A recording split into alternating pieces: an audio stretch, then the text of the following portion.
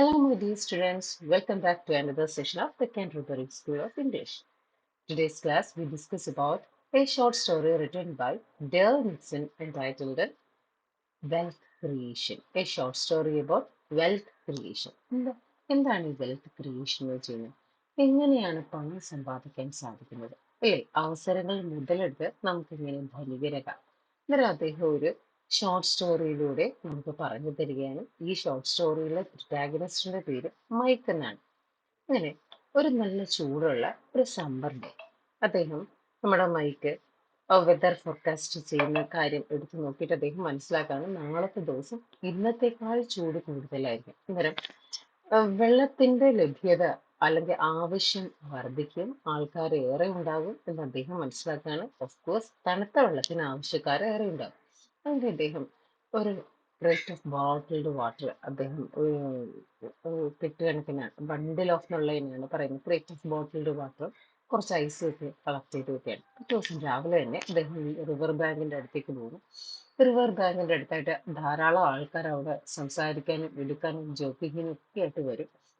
Okay, എന്നിട്ട് തന്റെ car ഒരു സൈഡിലേക്ക് പാർക്ക് ചെയ്ത് വെച്ചിട്ട് അദ്ദേഹം അവിടെ ഈ പറയുന്ന ബക്കറ്റും കാര്യങ്ങളൊക്കെ റെഡിയാക്കി വെക്കുകയാണ്. ഒരു ഫോൾഡിങ് ടേബിൾ കൊണ്ടുവന്നിട്ട് അതിൻ്റെ അകത്തേക്ക് തന്റെ ബക്കറ്റൊക്കെ എടുത്ത് വെച്ചു, ഐസ് ക്യൂബ്സുകളൊക്കെ എടുത്ത് വെച്ചു. സോ അതിനുശേഷം അദ്ദേഹം അവിടെ ഒരു ബോർഡ് എഴുതി ഒട്ടിക്കാണ്, £5 പെർ ബോട്ടിൽ. ഓക്കെ, ഒരു ബോട്ടിലിന് 5 പൗണ്ട്. സാധാരണ എല്ലായിടത്തും വാങ്ങിക്കുമ്പോൾ ഒരു പൗണ്ടൊക്കെ ഉണ്ടാകാറുള്ളൂ. ഓക്കെ, ഇന്നെന്താണ് ഈ 5 പൗണ്ട് എന്നൊക്കെ ഓരോരുത്തർ ചിന്തിച്ചുകൊണ്ട് പോകുന്നുണ്ട്. പല ആൾക്കാരും അവിടെ കിടന്ന് നടന്നു പോകുന്ന പെഡസ്ട്രിയൻസ് പലരും ഈ പറയുന്ന ഇയാളെ എഴുതി വെച്ചിരിക്കുന്ന വില കണ്ട് ഞെട്ടുകയാണ്. പല ആൾക്കാരും അയാളെ ഇഗ്നോർ ചെയ്യുന്നുമുണ്ട്. അന്നേരം നമ്മളുടെ മൈക്ക് ചിന്തിക്കുന്ന കാര്യം എന്ന് വെച്ചാൽ, £5 for a bottle of water, what a rip off, ഇല്ലേ? ചില ആൾക്കാർ വിചാരിക്കുന്നത് എന്ത് കഴുത്തറപ്പുന്ന വിലയാണ് എഴുതിയിട്ടിരിക്കുന്നത്, 5 പൗണ്ട് ഒരു കുപ്പി വെള്ളത്തിന്. നിങ്ങൾ ആൾക്കാരെ കളിയാക്കുകയാണ് എന്നൊക്കെയാണ് ഓരോരുത്തർ കമന്റ് ചെയ്യുന്നുണ്ട്. പക്ഷെ മൈക്ക് അവരെയൊക്കെ ഇഗ്നോർ ചെയ്യാണ്. തനിക്ക് വേണ്ടുന്ന ഐഡിയൽ കസ്റ്റമർ എന്തായാലും വന്നിരിക്കും, അയാൾക്ക് ഉറപ്പുണ്ടായിരുന്നു. കുറച്ച് കഴിഞ്ഞു. ഓക്കെ, കുറച്ച് നേരം കഴിഞ്ഞപ്പോഴത്തേക്ക് വളരെയധികം ക്ഷീണിച്ച് അവശനായി സ്വെറ്റ് ചെയ്ത് വിയർത്തൊലിച്ച് അവശനായ ഒരു മനുഷ്യൻ നമ്മുടെ മൈക്കിന്റെ ഫ്രണ്ടിലേക്ക് വരികയാണ്. അയാൾ പറയാണ്, എനിക്കൊരു കുപ്പി വെള്ളം വേണം, ദാഹിക്കുന്നു. ഇല്ലേ, മൈക്ക് ഉടനെ ഒരു കുപ്പി വെള്ളം എടുത്തു കൊടുത്തു. I have a fiver, I will take one of your bottle. I have a fiver എന്ന് വെച്ച് കഴിഞ്ഞാൽ ഐ ഹാവ് 5 പൗണ്ട്സ്. എൻ്റെ കയ്യിൽ 5 പൗണ്ട് ഉണ്ട്, എനിക്ക് ഒരു കുപ്പി വെള്ളം വേണം. മൈക്കോ ഉടനെ തന്നെ ഒരു കുപ്പി വെള്ളം എടുത്തു കൊടുത്താണ് അയാൾക്ക് പകരമായിട്ട് 5 പൗണ്ട് കിട്ടിയാണ്. അന്നേരം ഈ മനുഷ്യൻ പറയുകയാണ്, ആ ഞാൻ ഇത്രയും ദൂരം നടന്നിട്ടാണ് ഇവിടെ വരുന്നത്, ഈ ദൂരം ഇത്രയും നടന്നിട്ട് എനിക്ക് എന്ത് കിട്ടിയില്ല, വെള്ളം കിട്ടിയില്ല. നിങ്ങൾക്ക് 5 പൗണ്ട് തന്നത് കൊണ്ട് എനിക്കൊരു നഷ്ടം ഉണ്ടാകാനും പോകുന്നില്ല. പിന്നെയും ഞാൻ വെള്ളം വില കുറച്ച് കിട്ടണം വേണമായിരുന്നെങ്കിൽ ഞാൻ ഇതിലും കൂടുതൽ ദൂരം പോകേണ്ടിയിരുന്നേനെ. അങ്ങനെയാണെങ്കിൽ ഒരുപക്ഷെ എനിക്ക് എൻ്റെ ജീവൻ പോലും നിലനിർത്താൻ സാധിക്കത്തില്ലായിരുന്നു. അതുകൊണ്ട് തന്നെ ഈ ഒരു അവസരത്തിൽ 5 പൗണ്ട് കൊടുത്ത് ഈ ഒരു വെള്ളം വാങ്ങിച്ചത് വലിയ നഷ്ടമൊന്നുമല്ല എന്നാണ് ആ ഒരു മനുഷ്യൻ അപ്പോഴേക്ക് പറയുന്നത്. എന്നിട്ട് ആ മനുഷ്യൻ പറയുന്ന ഒരു സീനാണ്, yes I am now, I thought I was going to pass out, then I saw your star, you are a life saver, I would have gladly paid you anything right now for the bottle of water. 5 quid is cheap, especially since the nearest shop is miles away.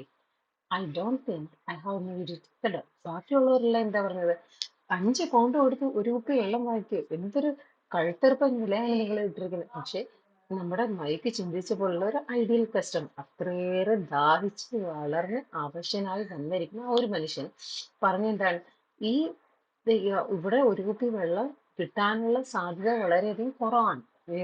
ഏറ്റവും അടുത്തുള്ള shop എന്ന് പറയുന്നത് മൈലുകൾ കടന്നു പോകണം.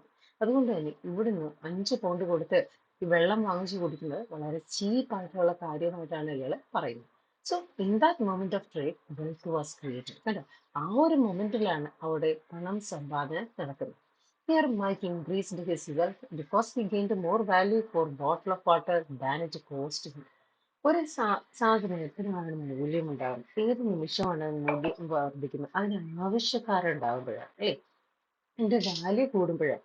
So അതുകൊണ്ട് തന്നെ താൻ ഇരിക്കുന്ന സ്ഥലത്ത് നിന്ന് മറ്റൊരു സ്ഥലത്തേക്ക് പോയി വെള്ളം വാങ്ങിക്കാൻ മൈലുകൾ താണ്ടി ദൂരേക്ക് പോകേണ്ടി വരും. അതുകൊണ്ട് തന്നെ ആൾക്കാർ ഇവിടെ നിന്ന് വാങ്ങിക്കാൻ നിർബന്ധിതനാവുമെന്ന് മൈക്കിന് അറിയാമായിരുന്നു.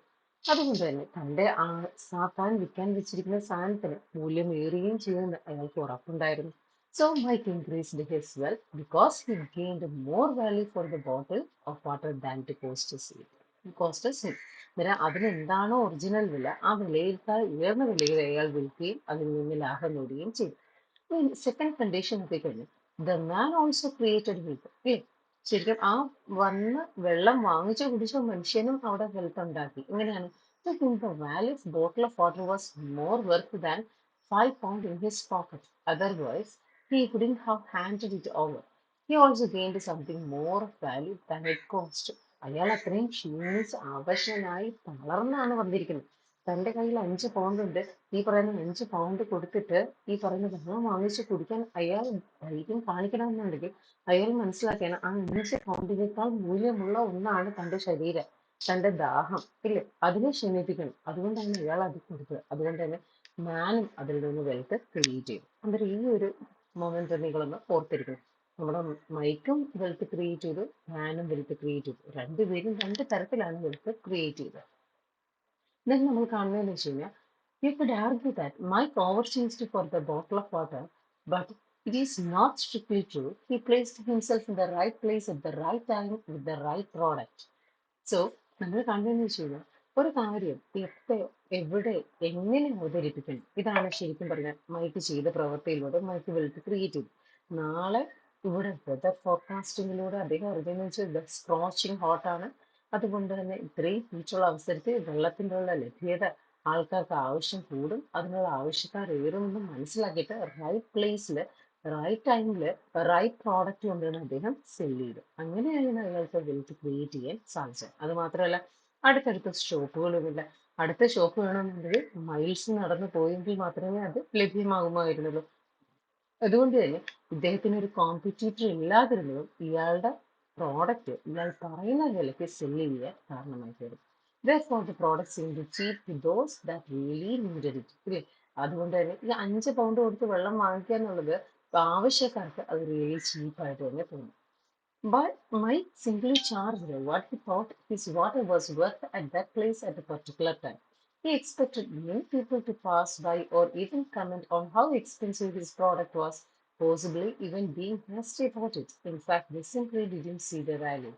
See, മൈക്ക് അവിടെ കൊണ്ട് ഈ പറയുന്ന പാത്രവും ടേബിളും ഐസ് ക്യൂബ്സും എല്ലാം വെച്ചിട്ട് അയാൾ സിമ്പിളായിട്ട് ഒരു ചാർജ് അതിനെ ഇട്ട് ചെയ്തു ആ ഒരു particular മൊമെന്റിൽ.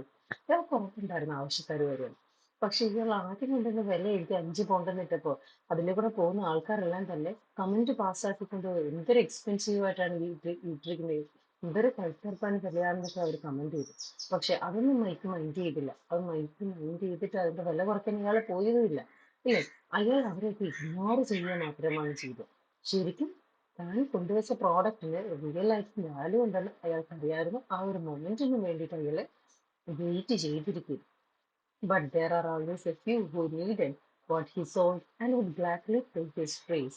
All he needed to do was find his ideal customer, provide value to them, and he created the value. അവർ പറയുന്ന കേട്ടിട്ട് അയാൾ അതിന്റെ വില കുറയ്ക്കാനും പോയില്ല, അയാൾ അത് വാല്യൂ ചേഞ്ച് ചെയ്യാനും പോയില്ല. മറിച്ച് അയാൾ വെയിറ്റ് ചെയ്തിരുന്നു. താൻ പ്രതീക്ഷിക്കുന്ന തരത്തിലുള്ള ഒരു ഐഡിയൽ കസ്റ്റമർ വരാം. അങ്ങനെ ഒരു ഐഡിയൽ കസ്റ്റമർ വരികയും അയാൾ ആ പറയുന്ന വെൽത്ത് അല്ലെങ്കിൽ താൻ സെല് ചെയ്യാൻ പറ്റുന്ന പ്രോഡക്റ്റ് അയാൾക്ക് സെല് ചെയ്യുകയും ചെയ്യും.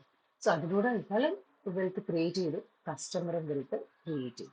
സോ ഇത് പറയുന്നതാണ് നമ്മളുടെ ഡേവ് നിക്സിന്റെ വെൽത്ത് ക്രിയേഷൻ എന്ന് പറയുന്ന സ്റ്റോറി, ഷോർട്ട് സ്റ്റോറി. അന്നേരം മൈക്ക് എന്ന് പറയുന്നതാണ് കഥാപാത്രം. അയാൾ ഒരു സമ്മർ ഡേയിലെ വെതർ ഫോർകാസ്റ്റിലൂടെ നാളത്തെ ദിവസം ഇങ്ങനെയുള്ള വെതറാണെന്ന് മനസ്സിലാക്കി ആ വെതറിന് അനുകൂലമായിട്ടുള്ള അല്ലെങ്കിൽ ഭയങ്കരമായ ഹീറ്റാണെന്ന് മനസ്സിലാക്കിയിട്ട് സാധാരണ ജനങ്ങളെല്ലാം തന്നെ ജോഗിങ്ങിനും നടക്കാനും ഒക്കെ പോകുന്ന ഒരു ലേക്കിന്റെ സൈഡിൽ ഇയാൾ കുറച്ച് ഐസ് ബോട്ടിൽസും വാട്ടർ ബോട്ടിൽസും ഒക്കെ കൊണ്ടുവച്ചിട്ട് 5 പൗണ്ട്സ് വിലയിട്ട് വെക്കുകയാണ്. അവിടെ തൊട്ടാണ് ഈ കഥയിലുള്ള സംഭവങ്ങൾ നടന്നു വരുന്നത്. ഇത് വളരെ സിമ്പിൾ ആയിട്ടുള്ള ഒരു സ്റ്റോറിയാണ്.